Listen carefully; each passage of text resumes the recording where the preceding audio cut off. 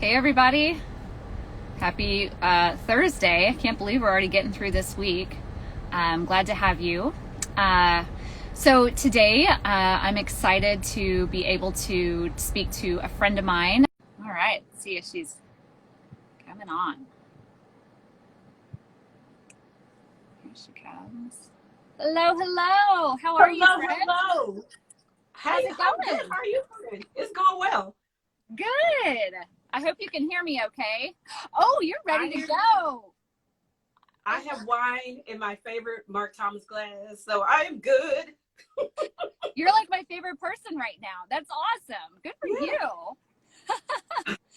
Well, thank you. Welcome for everyone who's joining us. I'm so glad to have you guys here.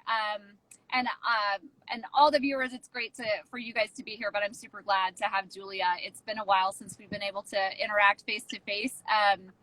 You've been a little busy. Just a little bit. Just a little bit. It's been amazing and inspiring to watch you for the past couple of months. And if it's okay, I kind of want to go straight to what it is that you've been doing and kind of give everyone a little bit of background about who you are. I mean, you're a wine writer, but it's a little bit more than that. So tell me what got you into wine writing, and then we're going to go on to the next part here. But who is Julia Coney? Julia Coney is a Southern girl, true and true. I am in DC right now, but I was born in Louisiana. I grew up in Houston. Houston is still home. I still have a 713 area code. I go back and forth, but before COVID, I went back and forth a lot. Because all my family's there, Yeah. and so it's nice to always know I have a place to stay. But I learned about wine in Texas in my late 20s, working as in legal. I was a legal secretary and a legal assistant. But then I moved to DC in 2005. And in 2006, I started a beauty blogging career that eventually led me to freelance beauty writing. And Oh, yeah, I and I didn't know did that this for, part. yeah, I was a beauty writer, beauty blogger for 10 years. And then I decided I wanted to move into food and wine. And then I decided I just wanted to write about wine. And that was in the end of 2015, 2016. So I jumped full force into wine writing. I took everything I learned from writing about beauty and just applied it to wine. Wow. Okay, so I have to then pause you there because you always look angelic on everything, like whether it's Instagram or your photos or whatever. And now I get it. Like you actually have some street cred with all of that. That's super cool. Yeah. So tell me a little bit about what's kept you busy lately, because you're kind of a prolific writer, or you have been for the past couple of few years. I feel like I've followed you, not stalked you, but followed you for a while now. And in fact, you and I finally physically met at Texom Last year. last year. Yeah. Can I just tell that story? Because it's one of my Yes. favorite stories. So I was a little shy. We were in line waiting to get into a class and or a seminar, and I saw her, but I couldn't see her name tag. And so you just sat down, and I just kind of creeped up to you. Was like, "Are you Julia Coney?" And you were like, "Yes." And I was like, "Oh my gosh, I've been dying to meet you. My name's Jessica." And I think the seminar was about to start, but we both like popped up and like joyously started hugging each other. And it was just one of the best hugs I've ever received. I'll never forget it. It was really great. But before we go further, I'm getting a couple of questions about what's in your glass. What do you got in? Oh, What are you what's sipping in on? my glass? I'm going to pronounce this wrong, but it is the Dos Cabezas. Can you see this? Yes. It is the Petnat. Yes. It is Garnacha, Riesling, and Tempranillo from Yes. Arizona. Okay, Yes. so I had never had this producer. I have to go order some of this. Like, I need this for my holiday. I do fried turkeys for holidays. So I need all this and more in my life. Like, this is delicious. It's so good. I'm so glad you like it. So shout out to Todd and Kelly Bostock of Dos Cabezas for making this wine. They have so much fun with what they do, but they're also super serious about what they do. So I'm thrilled that this is like your first Arizona wine experience. And I think that we need, when it's all safe to travel and everything, we need to head over there and I'm down. I want to show you everything. I'm so down. I'm like, I'll fly in, we can do a girls road trip. We can go all that. Like, yes. I love a good highway drive. Yes. and it's beautiful there. I mean, that's the part. It's like high desert, beautiful growing regions, in places you wouldn't expect. So I'm so glad you like that. I actually haven't had a chance to try that one yet. I started with a couple of others that they just released, but I am going to do that one this weekend. Okay. And interesting, like you said, it's got Grenache, Riesling, and what was the other grape? Tempranillo. Tempranillo. Yeah. In Arizona. I think when I was looking at the grape blend, I was like, what? It just kind of took me aback for a minute, and I was like, okay, I'm open. I'm always open. And I tried it, and I was like, oh yeah, I need a little more of this. All of it, yeah. So that's kind of why I wanted to talk to you today, because I think one of the things that I don't think I realized when we first met is that you are Texan. And through and through, honey. Through and through. Yay, I'm so glad. And so I wanted to kind of get your impressions, because you have been, I know you come back as much as you can, but you've been out of the state and you have covered wine from all over the world, but obviously you're probably seeing things while you're in DC, like from Virginia and from other parts of America that are not as talked about as like California, Washington, Oregon. And what have your impressions been so far? So here's the funny thing. So when I can tell you my process. When I go to Houston, I go to the Costco on Richmond because they have the most Texas wines. I don't know if people realize. Interesting. Yes. So I get Texas wines in Texas at Costco and bring them back. Okay. I love that. So word to Texas winemakers, get your stuff distributed to Costco. Because that was where I first saw, remember the locations that had the Texas, and then I had a Tempranillo. I think that I started really, really looking at Texas wine as like a person who's from there, but also wanting to try Texas wine because I had little birdie was like, they're really good at Tempranillo. And I kept thinking, okay, I've been to Texas wine country. I know what that looks like. And I was like, well, I've also been to Spain. So I'm trying to compare in my mind terroir and climate. And so that is one of those things that I was like, okay, I can see this actually working, but I have to try it. Right? That's the key. Up, Jessica.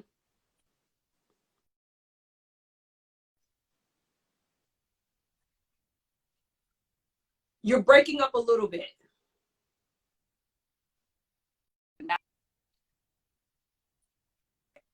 Now you're back. Yes. Here. So you were saying that Tempranillo. You're frozen.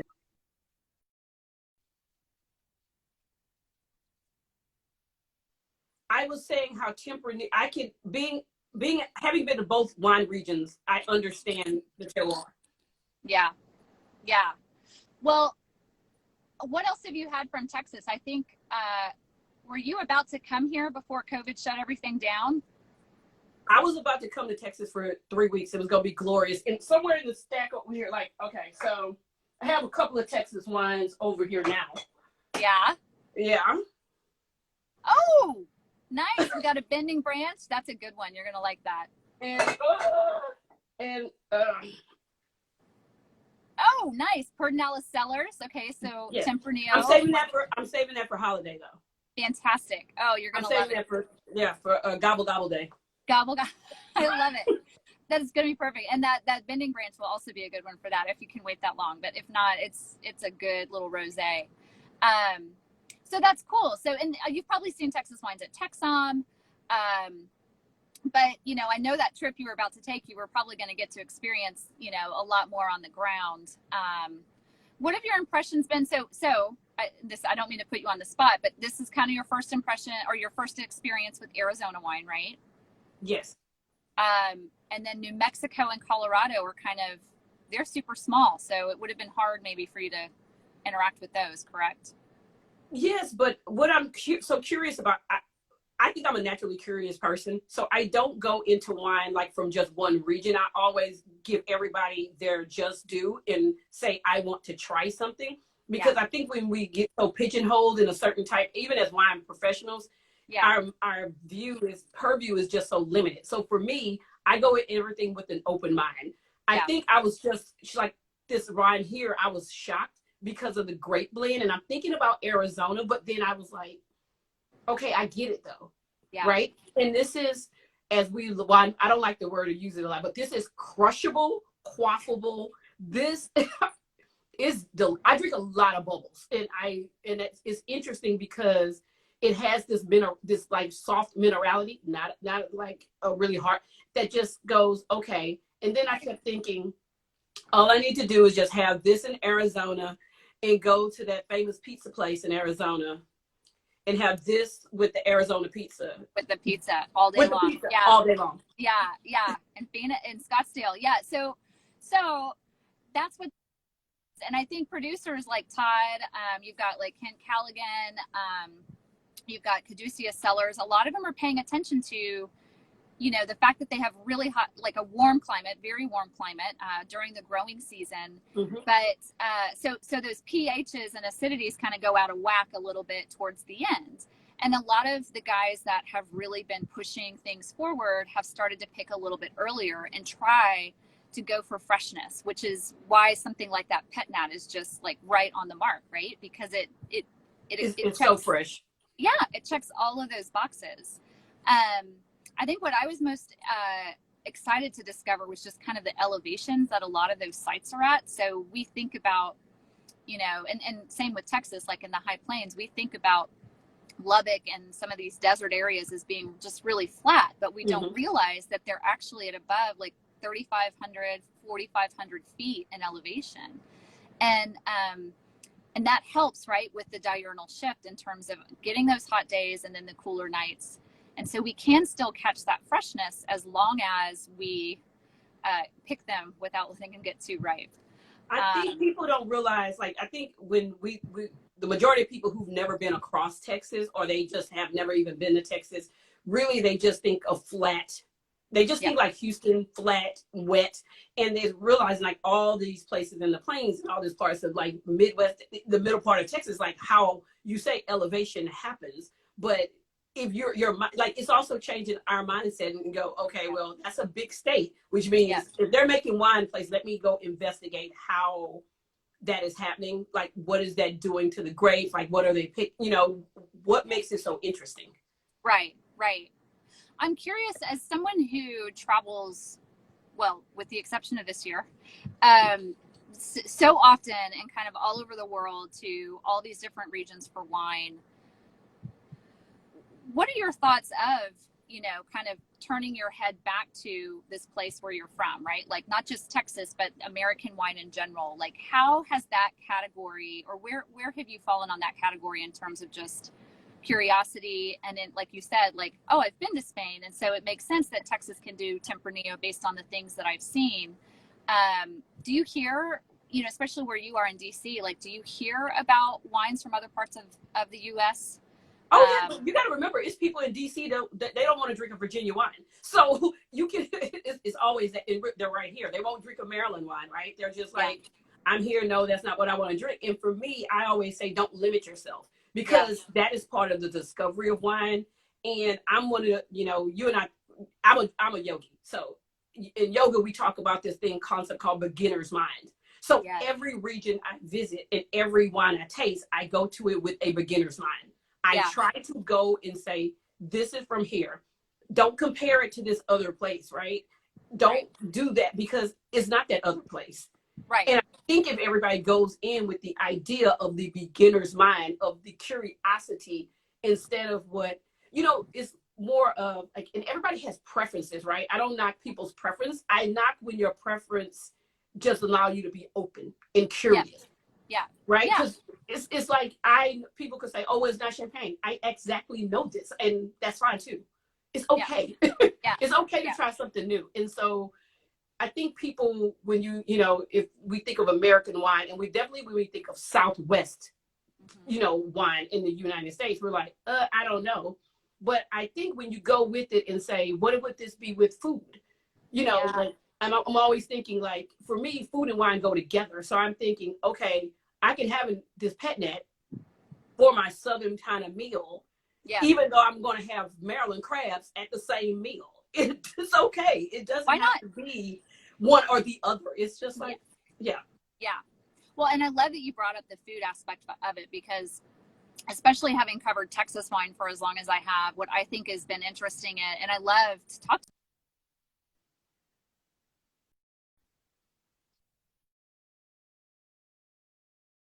You, but I'll have a little sip. you. Sorry. Welcome to the Hill Country, and trying to do technology in the Hill Country. This is how it is. I'm so sorry. Uh, It is what it is. It's fine. it's totally fine. So I was just going to talk about Texas cuisine being barbecue and Tex-Mex, and how a lot of the flavors that we have in the wines that we're growing here go so well with that, you know. Um, can you hear me okay? Is it starting to come through? I hear you fine, because you know what I'm thinking though. So in Houston, you also have in other parts of Texas, you have a big Asian influence, right? Yes. Cuisine. Yes. So if you think, I'm thinking, okay, this wine or a pet nat from Texas or Arizona or another Southwest state with like that Viet Cajun food that you get, that cuisine, the spice on that, and how balanced a wine like this goes with those cuisines. But if you've never had Viet Cajun, which is a great alternative to food, I mean, we have the Tex-Mex, right? And we do have the barbecue. And you can even pair something like this with a brisket sandwich. Yeah. Right? A Texas brisket sandwich, low and slow. We don't mean fire, people, when we say barbecue in Texas. Barbecue in Texas is smoke. That's right. Clarify this when I'm talking to people. I'm like, no, you're grilling. That's fire. Yeah. You know? Right. But I think if we think of how many great food cultures we have in the Southwest, I think, yes, we have the Hatch chili culture. You could talk about that if you're talking New Mexico, right? And then you can still pair wines with that. But you can also think of these Asian and also the curries that happen, right, with these Texas wines, because of the way they're set in the plains, right? The way Arizona is one of those. Every, I think, region has their culture of food, but then a lot of people come in and they flip a switch on that and they elevate that. And that's why, you know, when people think of the South, you do think of food. That's like the first thing that comes to mind. So it seems like a natural pairing that wine in Texas and Arizona and these southwestern states would all happen. Yeah, yeah. I mean, it's a go-to. I mean, we like our spice in certain parts of the state. We do really well with that. And like I'm always telling people, for brisket, smoked brisket, right? Not barbecued brisket, smoked brisket, rosé all day. I mean, to me, that's my favorite go-to. It matches with the smoke. It adds some berry content. It just does all the things in the perfect way. So I want to talk a bit about grape varieties, because as we said, you've got a Grenache, Riesling, and Tempranillo in your glass, a blend, right? This pet nat.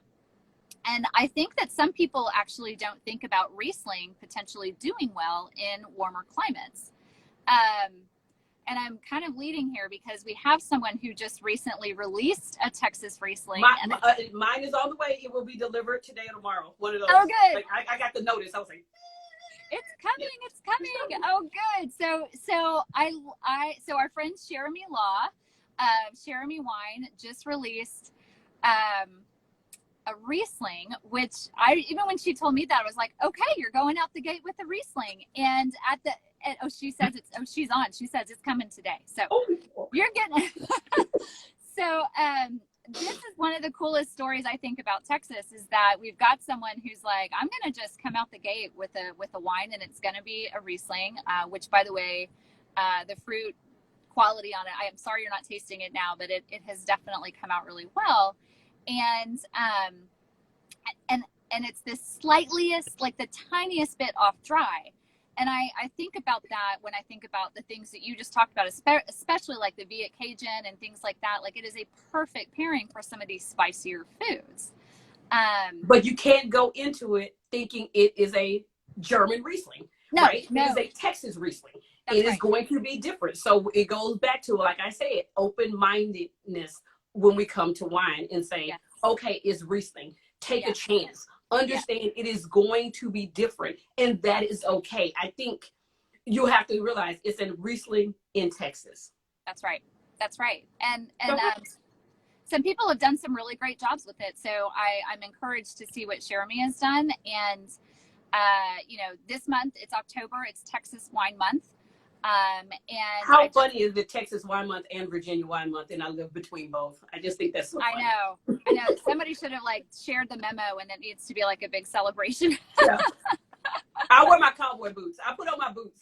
I love it. Good for you. You can like, you know, walk around, wave your wines. I love it. So, so if it's okay, I kind of want to pivot back to you, because I think that, you know, we've brought up Jeremy, and I just kind of want to, you know, focus a little bit on the work that you've been doing, because Jeremy is actually the first Black woman in the state of Texas to release her own wine brand. Yes. And it's super exciting, not just for her, but I personally believe for all of Texas. And so congratulations there, Jeremy, if you're still on. Yes. I want to see, she wants to see Julia in cowboy boots. We're going to get her down baby, here. Luke Casey, baby. Luke Casey all the way. Oh. But I want to know a little bit about the work that you've been doing, because I think it is no coincidence that Jeremy's been able to do what she's been able to do, because I think Texas has been such an open and welcoming market and environment for her to do this. But I think that you've been working a lot in the past few months on putting together, you know, the Black Wine Professionals organization. Tell me a little bit about that, and kind of what your perspective has been in terms of Black Americans being able to be involved in the wine industry, and how you see it changing, if at all. Okay. So I started the organization because, you know, as a media journalist, and different platforms, I would get invited to lots of trips and be able to have a voice. And I at the time, with everything that happened the last few months with this new civil rights movement, I just needed to do something. I needed something bigger. And so I wanted to highlight all these amazing wine professionals who I knew still weren't getting opportunities that I think they should have. Yeah. And also to discuss with them, how can you perfect your classes? How can we talk about what you're trying to do? How can we use this platform to elevate them? So It is a platform so where people find new, you know, like media content, new people. You know, we could highlight Jeremy's wine. We could highlight other I call them the grape whisperers, because that's what they're doing. They're whispering to the grapes. And also, like, if you work in marketing, like a lot of times when we think of wine professionals, it's always almost like the Psalms, or it's like the media. We don't think of how many people work in the wine industry that has nothing to do with that. I call it the front of the business, right?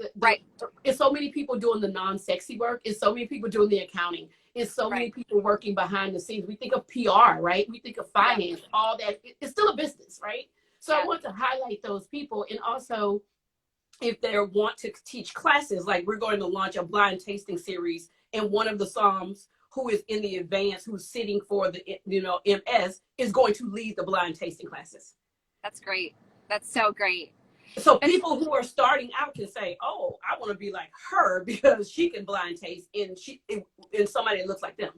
Yeah, it's having ways to have models, role models, in industry wide, which I really love. So I commend you for that. I think it's so great. But more than just commend you, it's all the people who have been able to figure out that this is an opportunity for them and can come together. So I had to use Jeremy as a segue for that, because I don't know. I mean, I believe all things happen for a reason. And I feel like this year, it's not like she just decided to release a wine in March when all this stuff started to kind of unravel, right?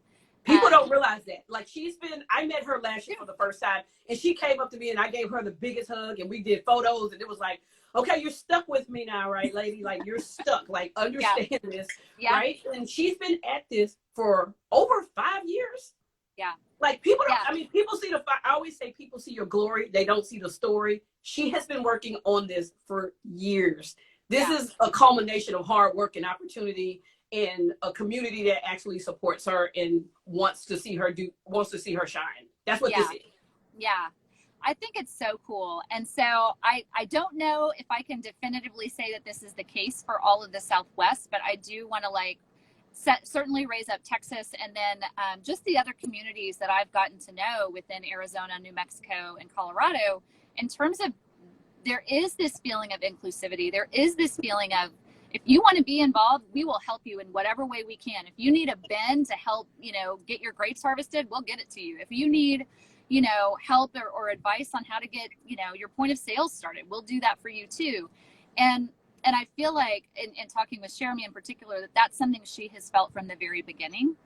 And I hope that we continue to see more diversity throughout these industries that are emerging. And there's opportunity all around, whether it's growing grapes that no one ever thought maybe we should be growing, or making wines in a style like pet nat that, maybe no one ever thought about that before, although we are seeing a lot more pet nats on the market, which is super fun. Yeah, they're fun. They're fun. Yeah, it's super fun. But that's kind of been the fun part about looking into a region like this, is that there's a lot of openness in terms of, the sky's the limit, whether it's quality, production, what it is we're making, and who it is that's involved in the whole thing. So I think it's pretty cool. Someone just asked, can you provide the name of the wine that is produced by Jeremy? So if you go to, it's at Jeremy Wine on Instagram, that's who you can follow. And I believe, Jeremy, I think you're on here. The wine is Jeremy Wine. It's just Jeremy Wine. Jeremy Wine, yeah. And if you Google Jeremy Wine, she pops up. Yeah, you'll see it. And eventually she's going to also release, I think, like a Montepulciano Rosé, and I think they got some Touriga Nacional. I mean, think about that. She has some fun stuff coming down. Yes, she does. Yeah. She totally does. So yeah, Jeremy Wine Riesling is what she said. So check it out. I hope she's not sold out, because I know it's been a really busy couple of weeks for her. And I know that like in the one weekend that she brought a bunch of wines to Johnson City, she sold out. I got some, thank goodness. But but so I would encourage people, and she can ship outside of the state. So if you guys are outside of Texas and want to try it, you should. Yeah, it's a list on the website that tells you all the states she ships to. So yeah. You can, yeah. Well, what other questions would you have, or what things are you interested in knowing more about, whether it's Texas wine? I'm so sorry you couldn't come in the spring, but I know we'll get you down here. Okay, but here's the thing though. So what we have to first say, okay, you guys, Jessica has a new book. Oh, and her yes, book is about the wines of Southwest in the U.S. Yes. Right? Yes. There's a link in her profile, so you can go and order her book. So that's the first thing. We got to talk about your book. Because I also think if you are in the wine business in any capacity and you want to learn more about these wines, get this book so you know, right? And that way that will lead you to different producers that are in the Southwest. And I would say give them a chance. Like, that's the beauty of wine. Like, you can literally drink a different wine every day of the year from all over the United States, just the U.S., not if we move to another country. And that's the thing that we should do, is like, get the book, look into it, what makes it interesting, because I think as more people move into the wine business from different fields and different jobs, like, just don't limit yourself. Like, find out. And here's the thing, every wine you taste may not be for you, but that's not because it's from Texas, or it's not because it's from Arizona. It's also maybe like not your wine right now. That doesn't mean no. No just means not right now. Yeah. Thank you. I think that's great. And thanks for the plug. That is as journalists, I think you know this. I'm used to asking the questions and talking about someone else. So I appreciate that. And you're right. I mean, this book was actually a really big challenge because, one, geographically, Texas, New Mexico, Arizona, and Colorado combined are about the size of all of Europe. So a lot to cover there geographically. And even though we don't produce as much as all of Europe, there's a lot to really try to understand, whether it's the climates and the soils. So this book, for people who are in the wine profession or just really want to get geeky about wine, I talk about soils, I talk about climates, I talk about, real challenges to these industries. And I have to, kind of be sure I say, like, this is not a book that includes everyone. Just because you make wine doesn't mean you made the book. The important thing is that we're spotlighting either who has helped create these industries and bring them forward to where they are today, or who's pushing them forward into what the next chapter is going to be. So I just want to kind of say, I always have to make sure I make that clear that, like in Texas, for instance, we have over 450 producers technically, but probably only about 10 or 15% are actually covered in this. About 40 or so are covered. So that was a hard thing to do, but it was an important thing to do, because I think for people that have never been to Texas, people who are from Europe that are curious, people who have never been to New Mexico, Arizona, etc., I wanted to be able to choose the producers and kind of really push forward the stories of people who are going to take these states into the next stage, next level. Mm-hmm. So, yeah. Well, I think of like Texas wines or the Southwest wines based on, excerpts and flipping quickly through the book. Yeah. It is, I mean, Texas, and I think a lot of these states are on the cusp of where, if we think about where the Finger Lakes years ago were, right? Yeah. We have to, the Finger Lakes wasn't always the Finger Lakes. It took some renegade people, like Willamette Valley wasn't the, Willamette Valley as we know now. It took some people deciding, hey, let's do some things. Let's make some changes. Let's create some wine. And that is years in the making. I mean, and so we understand. And so these books are like, your book is highlighting, hey, these next new regions that because we were talking about U.S. wines, we also have to talk about the regions and, like you say, the people who are going to change the landscape. So if we have this conversation in 2 years, people will not like, oh, well, I remember this book came out 2 years ago, and now these are the people I look to and see what they're referencing. Because when you think of Arizona, a lot of people don't think of wine, Right. And it takes work like yours to say, okay, I'm covering these regions that literally are so, like, if people think about how big Europe is, and literally, what did you name? 5 states? Yeah, 4 states. Yeah. 4 states that are as big as you. That's, I mean, it's a lot. It's a lot. And it's fascinating because some parts of it, like I even went out to a vineyard. This is one that didn't actually get covered, but because, well, I won't get into it, but I went out to a vineyard in Texas that's right on the border of New Mexico. And it's underneath the Guadalupe Mountains, underneath the Guadalupe Mountain Peak. And it's about 200 acres. It's been planted for about 30 years. And when you get out there, it's out in the middle of nowhere. It's in Del City, Texas. And it looks sort of like you're in, not the Andes in terms of elevation. The Andes are really high, right? Mm-hmm. But it looks like you're in the Uco Valley. The soils are similar. Wow. The water is similar. And it feels like you're in a different world. And, but by contrast, you go to the hill country of Texas, or you go to the high desert of Arizona, where there's cactus everywhere.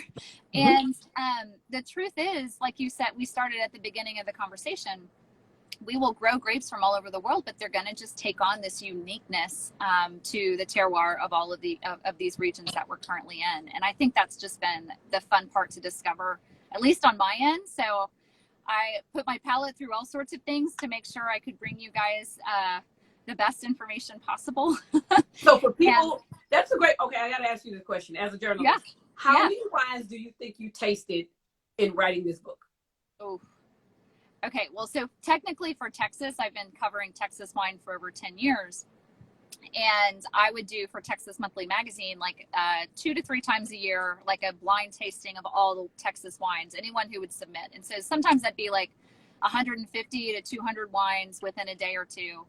And all blind, because as you get to know these people, it's hard not to be friends or hard not to really appreciate their story. But you don't help anyone if you don't just talk about the wine itself first, mm-hmm. and understand the quality and things. And so I would say for Texas, I've tasted thousands of wines. With the other states, obviously, I haven't covered them as long, but I tasted a lot of wines. And there were some that weren't my favorite, or that I didn't feel like I could push forward to share with people. But there were so many that I thought were great. And to me, that was the exciting part, to jump into a big project like this and be able to bring something to the table that I would put next to a lot of wines from all over the world. Well, that's the thing about, I think when people think of like wine people, I'm like, we have to taste and spit, because tasting blind when you're covering a lot of wine actually helps. It's hard, and because you establish relationships with these people, and they become not just colleagues but friends like almost like family, right? Yeah. But we're still there to like taste and do. And I remember my first, and this is gonna sound so crazy, my first wine judging experience was in Paris, like where I was like, I know that's like crazy, like. And I remember, like, I'm like, okay, so the first hour, how many we have to get through? And then, by the time you learn a rhythm as a wine taster, wine judge, whatever that is, you Right. understand, like, you have trained, it's like working out. You've trained your tongue to be a muscle, right? To Right. like, this is what I'm looking for. I'm looking for this structure. I'm looking for this. I'm looking for that. And Yep. I think the beauty is like when you see, like in this book, which you guys go get Jessica's book, The Wines of Southwest. What's the title? What's the official? The Wines of Southwest USA. There you go. Yes. Jessica Dupuy, Dupuy. That's her name. Go support. She's a wine person. She's a journalist. We all need to buy her book. And when you learn these things and you try to, you know, analyze, it becomes really hard because, like you say, there are really good wines out there that a lot of people really don't know. A lot of people make great wines and they just don't really have the marketing that to get to people. But I do think things help. Like, I do think like one of these like lives and social media has changed the way now. It has changed the way I discover wines. Like, I kind of go in, and if you go and search like hashtag TX wines on like Instagram, it's so many wines to find out about, right? If you just do Arizona wine, it's so many wines. I'm just curious like that. I just feel like we're in this time of like quiet almost. We've been quiet for so long for the last couple of months. This is a great time to like explore, try something new. You know, we're going to be at home in the fall. So you might, the rest of the fall and winter, you might as well now just like start getting your orders in. Yeah. Go ahead and start ordering. Start ordering, get ready for the holiday. Try something new. Especially if you're a wine professional. You know, I'm sure we have a lot of wine professionals on here. Try something new. Always be open. Always be exploring. I think that's the beauty of wine. So, yeah. Yeah. Well, and I think, you know, to add on to that, you know, the whole COVID thing has really put a financial strain on a lot of these producers. You know, they've had to shut down their wineries. I mean, we don't, you know, the story goes on in terms of restaurants and bars and things like that. But, you know, their production's still in play and they still got to sell those wines. And so it is an amazing time to start just exploring, like you said, and just, you know, kind of check into, I mean, again, to plug myself, I guess, like the book that I wrote helps kind of give you at least a guide, like, okay, where do I start? You know, if there's, you know, 150 producers in the state of Arizona, like who do I start with? You know, that kind of thing. So this is hopefully a helpful guide for that as well. I would stand by any of the producers that I wrote about for sure. Yeah, and that's a cool way too. I think like if you're studying for things, you can use your book and kind of like use like Wine Folly about the grape. And then find that grape in the book and then find that wine. So it's like a twofold approach to really understanding and learning more about wine and what happens with wine. And yeah, I'm excited. I'm telling you, I'm so excited for this pet nat. You have no idea. Like, I'm going to make some tacos as soon as I hang up this call. Like, I'm like, yes, because I love it. Yes. But we have to get here. Like, when the world opens up, we have to go here. I want to go visit them. I really do. I want to call me. Yeah, call me. Yeah. I'll take you. I want you to meet all the people because it's just so fun. They're just such great people, and yeah, I think you will. I know. Okay, yeah. Anyone else want to join? Just wave your hand, and we'll just come. We like a girls' road trip of wine. It's a girls' road trip of wine. We're just road trip. Yeah, and we will document it all because there will be shenanigans and everything like that. And there will be pet nat. It'll be great. Now, I have a quick question. Who grows Chenin Blanc in Texas? Is Chenin Blanc grown in Texas? I meant to ask you this. Yeah.